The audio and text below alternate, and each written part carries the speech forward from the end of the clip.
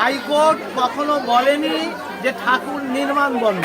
আমার কথা, আপনি আপনার বাধাটা কোথায় বলুন না।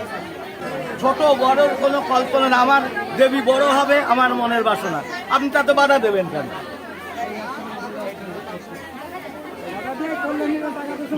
না না, আপনারা ঠাকুর, না না, আমি তো সরকারি লোকই আছি, আমি জানি আইন, আমরা আইন, দেখুন আমি তো আইন তৈরি করি।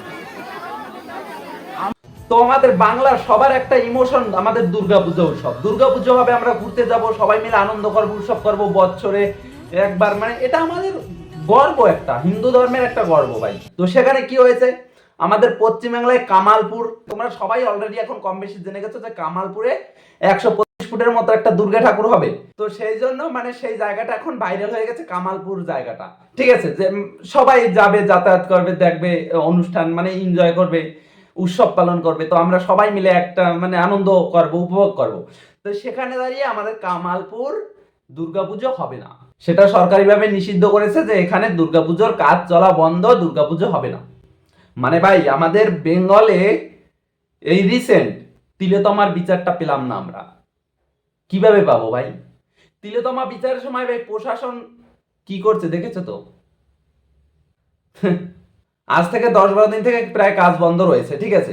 কথা মাননীয় মুখ্যমন্ত্রীর কাছে আমাদের এইটাই আবেদন ছিল যে দিদি আমাদের পুজোটা করতে দেওয়া হোক।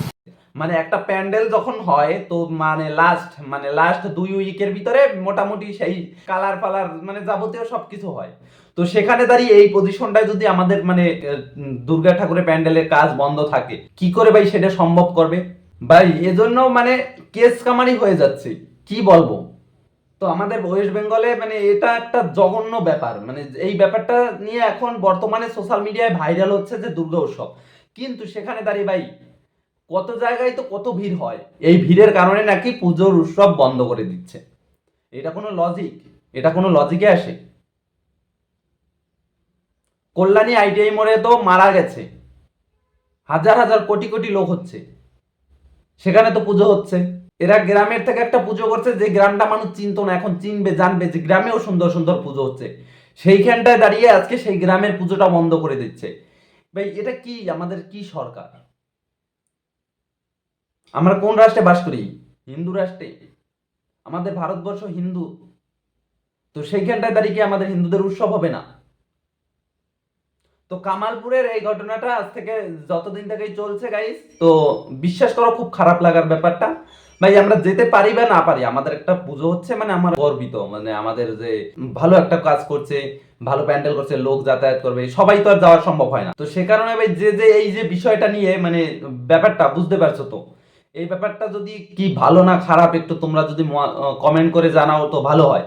আর দ্বিতীয়ত বিশ্বাস করো আমার বেসিক্যালি নিজের থেকে বলছি যে একদম আমার ভালো লাগেনি, খুব জঘন্য একটা কাজ করেছে।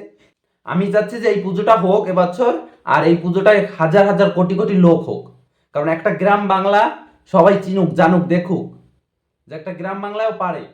আমাদের কলকাতা শহরে তো হ্যাঁ এদের অনেক অনেক টাকা খরচা করে এক একটা প্যান্ডেল করে, তো এদের ভাই কিছুই করতে পারবে না, কারণ এদের এরকমই যে এদের পাওয়ার আছে। তো এইখানে একটা গ্রামের ভিতরে মানে সবাই মিলে একসাথে করে ভালো একটা উৎসব করবে, তো সেখানে দাঁড়িয়ে এরকম। তো তোমাদের মতামতটা জানাও কমেন্ট বক্সে। আমি চাচ্ছি এই পুজোটা হোক, তো এটাই আশা রইলো, আর দেখি নেক্সট আপডেট কি আসে জানাবো। তো চলো।